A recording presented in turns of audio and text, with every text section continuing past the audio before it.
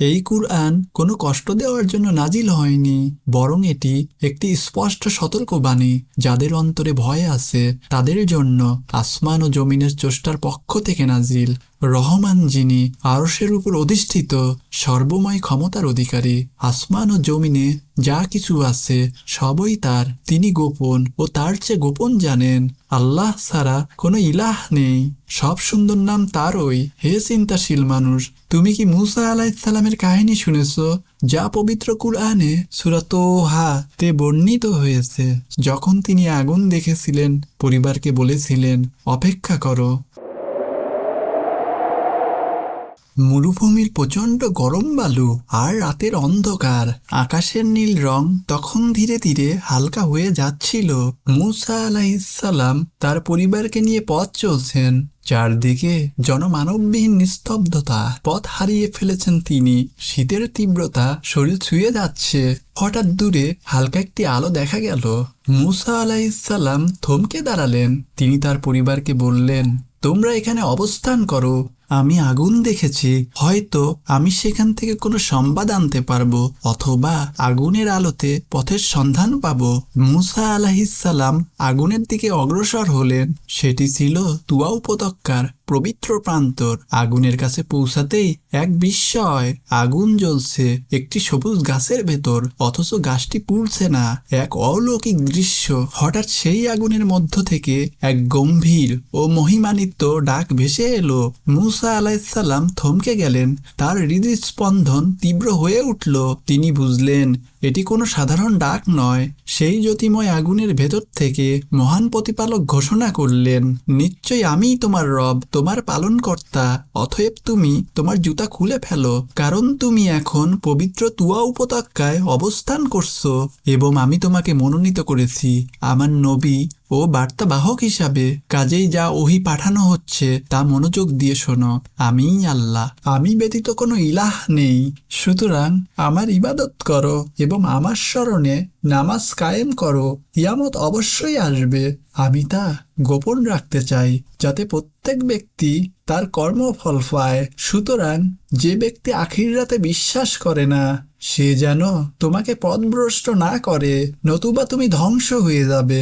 মুসা আলাইহিসসালাম বিমূঢ় হয়ে শুনছেন। এরপর আল্লাহ তাকে জিজ্ঞাসা করলেন, হে মুসা, তোমার ডান হাতে ওটা কি? মুসা আলাইহিসসালাম বিনীতভাবে উত্তর দিলেন, এটি আমার লাঠি। আমি এতে ভর দেই, এতে আমার পশুর জন্য পাতা ঝরাই, আর এতে আমার আরো কাজ আছে। আল্লাহ বললেন, হে মুসা, এটি নিক্ষেপ করো। তিনি লাঠিটি মাটিতে ফেলে দিলেন। মুহূর্তের মধ্যেই লাঠিটি সাপে পরিণত হলো। এটি ছিল একটি জীবন্ত এবং সচল সাপ। মুসা আলাইহিসসালাম ভয়ে পেছনে দৌড় দিলেন। তিনি ফিরেও তাকালেন না। আল্লাহ বললেন, হে মুসা, একে ধরো, ভয় পেও না, আমি একে আগের অবস্থায় ফিরিয়ে দেব। মুসা আলাইহিসসালাম যখন তা ধরলেন, তা আবার লাঠি হয়ে গেল। এটি ছিল প্রথম মুজিজা। আল্লাহ বললেন, তোমার হাত বগলে রাখো। যখন বের করবে, দেখবে তা উজ্জ্বল সাদা হয়ে গেছে। এতে কোনো রোগ বা খুঁত থাকবে না। এটি আমার দ্বিতীয় নিদর্শন। আমি তোমাকে আমার বড় বড় নিদর্শন দেখাতে চাই। এবার এলো মূল আদেশ। তুমি ফেরাউনের কাছে যাও। সে সীমা লঙ্ঘন করেছে। সে নিজেকে ঈশ্বর দাবি করেছে। মুসা আলাইহিসসালাম আল্লাহর বিশালত্ব অনুভব করলেন। তিনি নিজের দুর্বলতা জানতেন। তাই তিনি দোয়া করলেন, হে আমার পালনকর্তা, আমার বক্ষ প্রশস্ত করে দিন, আমার কাজ সহজ করে দিন, আমার জিহ্বার জড়তা দূর করে দিন, যাতে তারা আমার কথা বুঝতে পারে, এবং আমার পরিবারের একজনকে সাহায্যকারী করুন, আমার ভাই হারুনকে। তার মাধ্যমে আমার শক্তি বৃদ্ধি করুন। তাকে আমার কাজে শরিক করুন, যাতে আমরা বেশি বেশি আপনার পবিত্রতা ঘোষণা করি এবং আপনাকে অধিক স্মরণে রাখতে পারি। নিশ্চয়ই আপনি আমাদের অবস্থা দেখছেন। আল্লাহ উত্তর দিলেন, হে মুসা, তোমার প্রার্থনা কবুল করা হলো। আমি তোমার উপর আগেও একবার বিশেষভাবে দয়া করেছিলাম, যখন তোমার মাকে প্রেরণা দিয়েছিলাম। তোমাকে সিন্ধুকে ভরে নদীতে ভাসিয়ে দিতে বলেছিলাম। নদী তোমাকে তীরে পৌঁছে দিয়েছিল। আমার শত্রু ও তোমার শত্রু তোমাকে কুড়িয়ে নিয়েছিল, আমি তোমার উপর আমার মহব্বত ঢেলে দিয়েছিলাম যাতে তুমি আমার চোখের সামনে বড় হও। যখন তোমার বোন তাদের কাছে গেল, সে বলল, আমি কি এমন একজনের কথা বলবো যে একে লালন পালন করবে? এভাবেই আমি তোমাকে তোমার মায়ের কাছে ফিরিয়ে দিলাম যাতে তার চোখ জুড়ায় এবং সে দুঃখ না পায়। তারপর তুমি একজনকে হত্যা করেছিলে, আমি তোমাকে সেই বিপদ থেকে উদ্ধার করেছি। আমি তোমাকে অনেক পরীক্ষা করেছি, তুমি মাদয়ানে কয়েক বছর ছিলে। হে মুসা, এখন তুমি আমার নির্ধারিত সময়ে এসেছো। আমি তোমাকে আমার নিজের জন্য তৈরি করেছি। তুমিও তোমার ভাই আমার নিদর্শন নিয়ে যাও। তোমরা আমার স্মরণে অলসতা করো না। তোমরা দুজনেই ফেরাউনের কাছে যাও। সে সীমা লঙ্ঘন করেছে, কিন্তু তার সাথে নরম ভাষায় কথা বলবে। হয়তো সে চিন্তা করবে অথবা ভয় পাবে। মূসা ও হারুন আলাইহিসসালাম বললেন, হে আমাদের পালনকর্তা, আমরা ভয় পাচ্ছি, সে আমাদের উপর জুলুম করতে পারে। আল্লাহ বললেন, তোমরা ভয় পেও না, আমি তোমাদের সাথেই আছি। আমি সব শুনি এবং সব দেখি। তার কাছে যাও এবং বলো, আমরা তোমার পালনকর্তার রসূল। বনি ইসরায়েলকে আমাদের সাথে যেতে দাও, তাদের উপর আযাব দিও না। আমরা তোমার কাছে নিদর্শন নিয়ে এসেছি। শান্তি তাদের উপর যারা হেদায়েত অনুসরণ করে। আমাদের জানানো হয়েছে যে আযাব তার উপর যে মিথ্যারোপ করে ও মুখ ফিরিয়ে নেয়। মূসা ও হারুন আলাইহিস সালাম মিশরে পৌঁছালেন। তারা ফেরাউনের রাজপ্রাসাদে প্রবেশ করলেন। ফেরাউন তাদের দেখে অহংকারে ফেটে পড়ল। সে জিজ্ঞাসা করল, হে মূসা, তোমাদের পালনকর্তাকে? মূসা আলাইহিস সালাম নির্ভীক চিত্রে উত্তর দিলেন, আমাদের পালনকর্তা তিনি, যিনি প্রতিটি বস্তুকে তার আকৃতি দিয়েছেন, অতঃপর পথ প্রদর্শন করেছেন। ফেরাউন বিদ্রূপ করে বলল, তাহলে আগের যুগের লোকদের অবস্থা কি? মূসা আলাইহিস সালাম বললেন, তাদের জ্ঞান আমার রবের কাছে আছে, তা কিতাবে লিপিবদ্ধ আছে। আমার রব ভুল করেন না, ভুলেও যান না। যিনি তোমাদের জন্য জমিনকে বিছানা করেছেন, তাতে চলার পথ তৈরি করেছেন, আকাশ থেকে বৃষ্টি বর্ষণ করেন, তা দিয়ে আমি বিভিন্ন প্রকার উদ্ভিদ উৎপন্ন করি। তোমরা নিজেরা খাও এবং গবাদি পশু চড়াও। নিশ্চয়ই এতে জ্ঞানীদের জন্য নিদর্শন রয়েছে। মাটি থেকে আমি তোমাদের সৃষ্টি করেছি, তাতেই তোমাদের ফিরিয়ে নেব এবং পুনরায় সেখান থেকেই বের করব। আল্লাহ বলেন, আমি ফেরাউনকে সব নিদর্শন দেখালাম, কিন্তু সে মিথ্যা বলল এবং অস্বীকার করল। ফেরাউন বলল, হে মূসা, তুমি কি জাদুর মাধ্যমে আমাদের দেশ থেকে তাড়িয়ে দিতে চাও? আমরাও তোমার কাছে এর অনুরূপ জাদু নিয়ে আসব। সুতরাং আমাদেরও তোমাদের মধ্যে একটি সময় নির্ধারণ করো, এমন এক উন্মুক্ত ময়দান যেখানে সবাই উপস্থিত থাকবে। মূসা আলাইহিস সালাম বললেন, উৎসবের দিন তোমাদের সময়, পূর্বাহ্নেই যেন মানুষ সমবেত হয়। ফেরাউন ফিরে গেল এবং তার কৌশল একত্র করল। সে দেশের সেরা জাদুকরদের তলব করল। নির্দিষ্ট দিনে বিশাল জনতা জড়ো হলো। মূসা আলাইহিস সালাম জাদুকরদের লক্ষ্য করে বললেন, তোমাদের দুর্ভোগ হোক, আল্লাহর উপর মিথ্যা হুকুম দিও না, তাহলে তিনি তোমাদের আযাব দিয়ে ধ্বংস করবেন। যে মিথ্যা রচনা করে সেই ব্যর্থ হয়। জাদুকররা নিজেদের মধ্যে পরামর্শ করলো। তারা গোপনে কথা বলতে লাগলো। তারা বলল, এই দুইজন নিছক জাদুকর। তারা তাদের জাদু দিয়ে তোমাদের বিতাড়িত করতে চায়, তোমাদের শ্রেষ্ঠ জীবন ব্যবস্থা ধ্বংস করতে চায়। কাজেই তোমাদের কৌশল সুসংহত করো।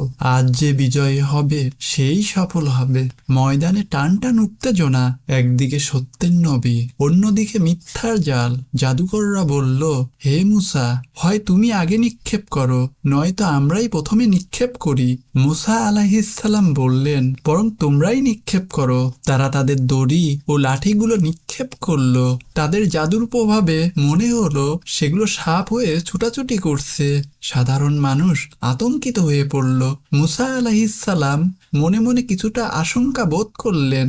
আল্লাহ বললেন, ভয় পেও না মূসা, তুমিই বিজয়ী হবে। তোমার ডান হাতে যা আছে তা নিক্ষেপ করো। এটা তাদের বানানো জাদু গ্রাস করে ফেলবে। তারা যা করেছে তা কেবল জাদুকরের চাতুরি। জাদুকর যেখানেই আসুক সফল হবে না।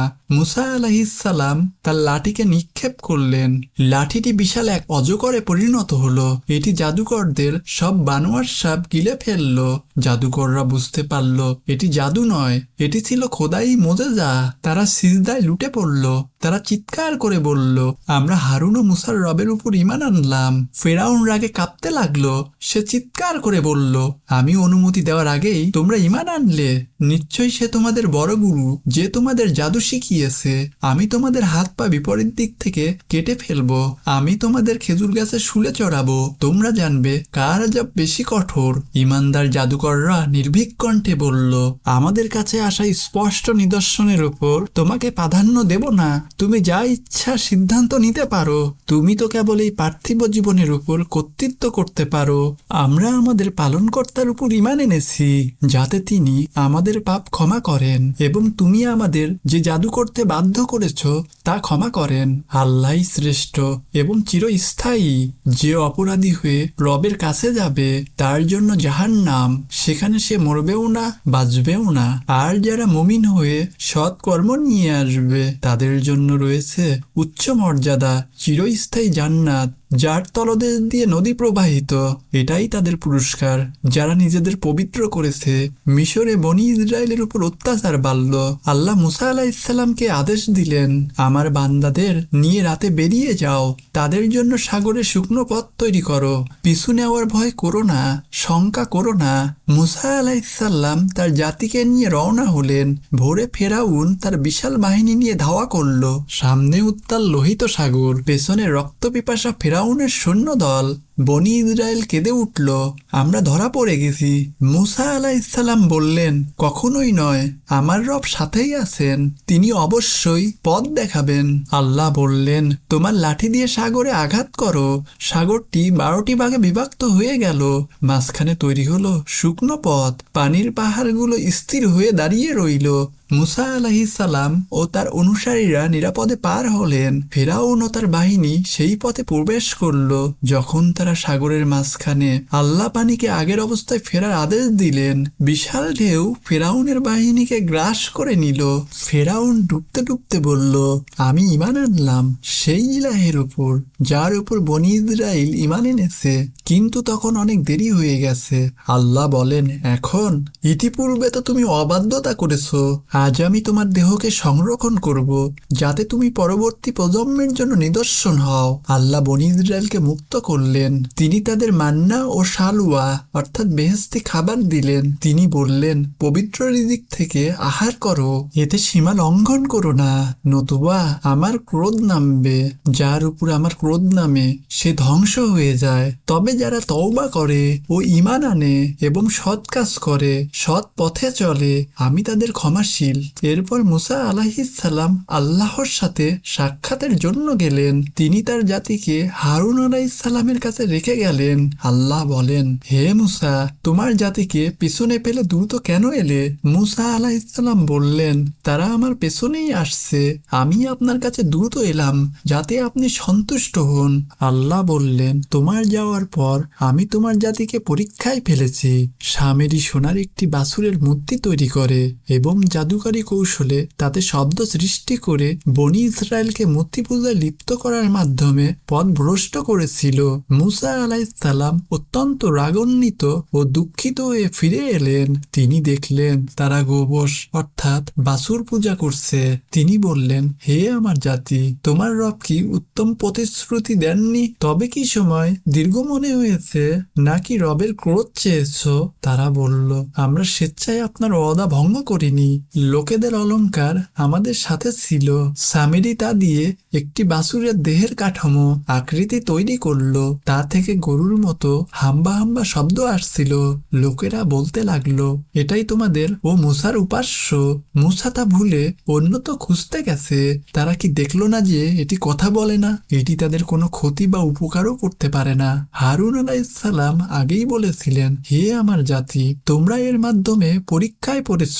তোমাদের রব দয়াময় আল্লাহ, সুতরাং আমাকে অনুসরণ করো। তারা বলেছিল, মুসা ফিরে না আসা পর্যন্ত আমরা এর পূজা ছাড়ব ছাড়বো না। মুসা আলাইহিসসালাম হারুন আলাইহিসসালামের দাড়ি ও মাথার চুল ধরলেন। তিনি রাগে কাঁপছিলেন। তিনি বললেন, হে হারুন, তুমি যখন দেখলে তারা পথভ্রষ্ট হচ্ছে, তখন আমার আদেশ মানতে তোমাকে কিসে বাধা দিল? হারুন আলাইহিসসালাম বললেন, হে আমার সহোদর ভাই, আমার দাড়ি বা মাথার চুল ধরবেন না, আমি ভয় পাচ্ছিলাম আপনি বলবেন তুমি বনি ইসরায়েলদের মধ্যে বিভেদ সৃষ্টি করেছো। মুসা আলাইহিসসালাম তখন সামিরির দিকে ফিরলেন। হে সামিরি, তোমার ব্যাপার কি? সামিরি বলল, আমি যা দেখেছি তারা তা দেখেনি। আমি রাসূলের পদচিহ্ন থেকে এক মুঠি মাটি নিয়েছিলাম, তা আমি এর অর্থাৎ বাছুরের ভেতর নিক্ষেপ করেছি। মুসা আলাইহিসসালাম বললেন, দূর হও এখান থেকে, সারা জীবন তাকে বলতে হবে আমাকে কেউ স্পর্শ করো না। তোর জন্য শাস্তির একটি নির্দিষ্ট সময় আছে। তোর এই ইলাহের দিকে তাকা, যারা পূজা করেছিলি, আমি একে পুড়িয়ে ছাই করে সমুদ্রে উড়িয়ে দেব। তোমাদের ইলাহ কেবল আল্লাহ, তিনি ছাড়া কোনো উপাস্য নেই।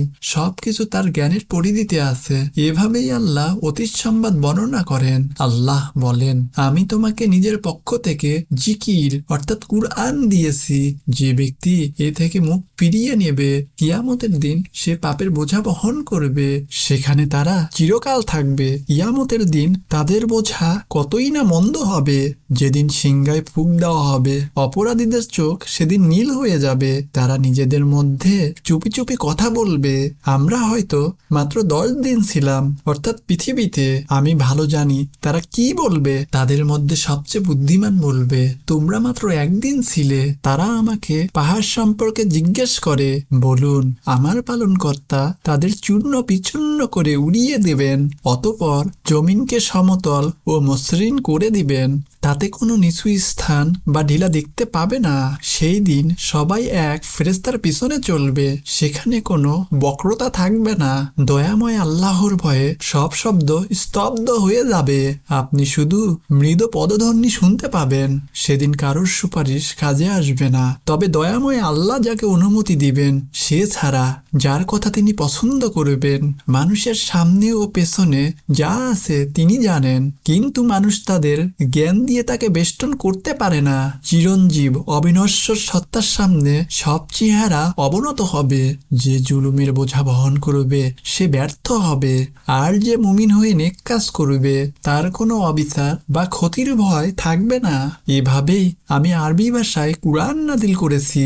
এতে বারবার সতর্কবাণী দিয়েছি যাতে তারা ভয় পায় অথবা এটি তাদের মনে চেতনা জাগায়। সত্যিকারের অধিপতি আল্লাহ পরম উচ্চ ও মহিমান্বিত। ওহী সম্পূর্ণ হওয়ার আগে আপনি কুরআন পাঠে তাড়াহুড়া করবেন না এবং বলুন, হে আমার রব, আমার জ্ঞান বৃদ্ধি করে দিন। ইতিপূর্বে আমি আদমের প্রতি নির্দেশ দিয়েছিলাম, কিন্তু সে ভুলে গিয়েছিল। আমি তার মধ্যে দৃঢ় সংকল্প পাইনি।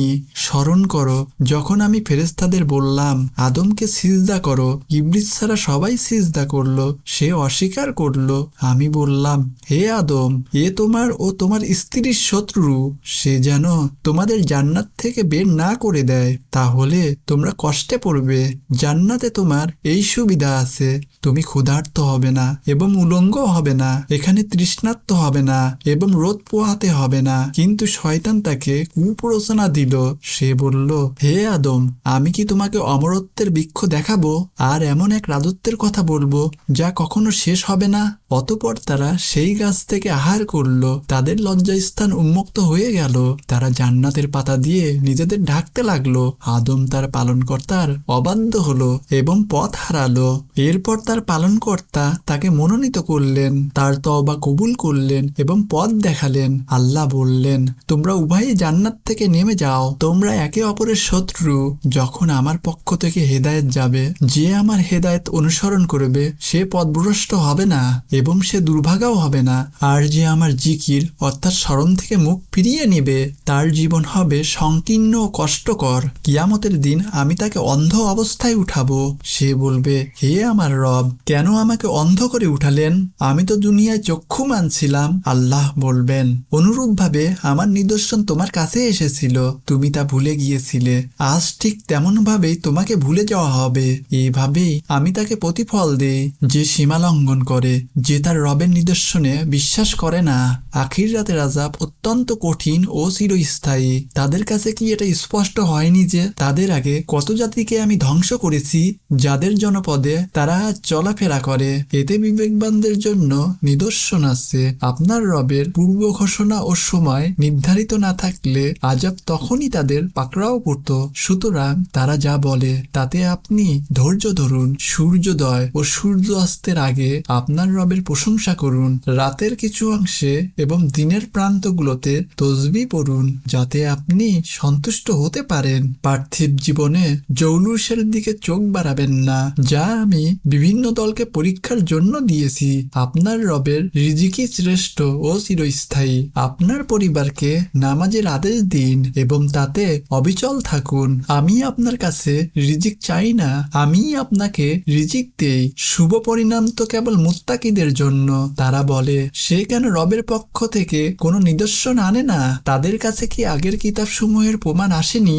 যদি আমি আগে আযাব দিয়ে ধ্বংস করতাম, তবে তারা বলতো, হে আমার পালনকর্তা, আপনি আমাদের কাছে একজন রাসূল পাঠালেন না কেন? তবে আমরা লাঞ্ছিত হওয়ার আগেই আপনার আয়াত মানতাম।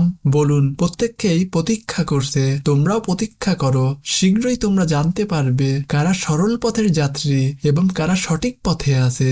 মূসা আলাইহিসসালাম এবং ফিরআউনের এই কাহিনী কেবল ইতিহাস নয়, এটি সত্য ও মিথ্যার চিরন্তন লড়াইয়ের শিক্ষা। আল্লাহর উপর ভরসা রাখলে সমুদ্র পথ দেয়, আর অহংকার থাকলে নীল নদেও সলিল সমাধি হয়। সূরা তোহা আমাদের মনে করিয়ে দেয়, আল্লাহ সর্বদা তার বান্দার প্রার্থনা শোনেন, কঠিন সময়েও তিনি পথ দেখান। হে আল্লাহ, আমাদের মূসা আলাইহিসসালামের মতো দৃঢ় ঈমান দান করুন। আমিন।